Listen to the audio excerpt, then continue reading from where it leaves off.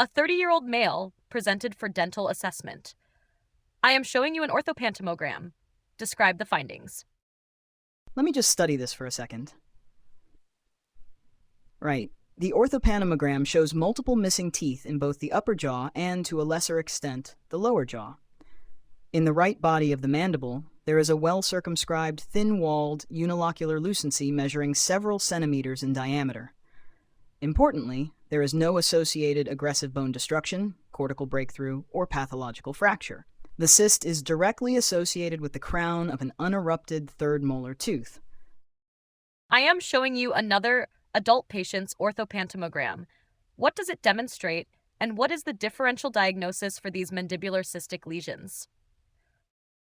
The comparison OPG demonstrates a large, expansile lytic lesion in the right body and ramus of the mandible. This lesion shows internal septations producing a classic soap bubble appearance, with root resorption of the adjacent teeth.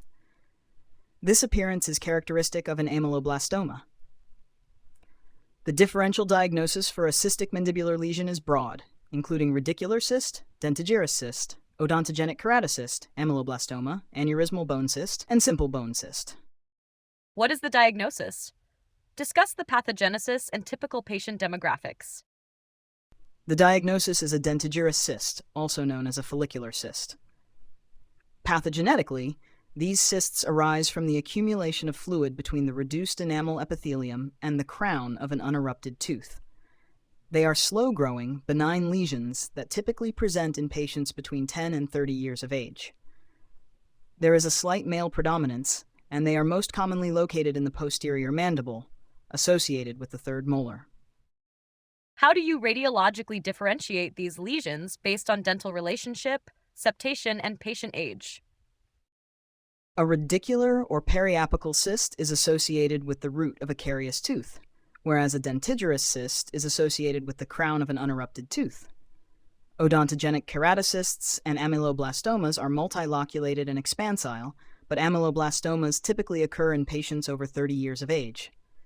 Aneurysmal bone cysts also show a multilocular soap bubble appearance, but they occur almost exclusively in patients under 20 years of age. Multiple odontogenic keratocysts are a key diagnostic feature of Gorlin-Goltz syndrome, which also features multiple basal cell carcinomas. What complications can occur, and how would you manage this patient as a radiologist? Complications include progressive cortical thinning, pathological mandibular fracture, and secondary infection. As a radiologist, I would recommend a CT scan of the mandible to evaluate the thickness of the remaining bone cortex and check for occult fractures. I would also recommend surgical consultation for complete cyst enucleation along with extraction of the associated unerupted tooth. If a brown tumor is suspected, I would recommend checking serum calcium and parathyroid hormone levels and check for dental lamina dura resorption.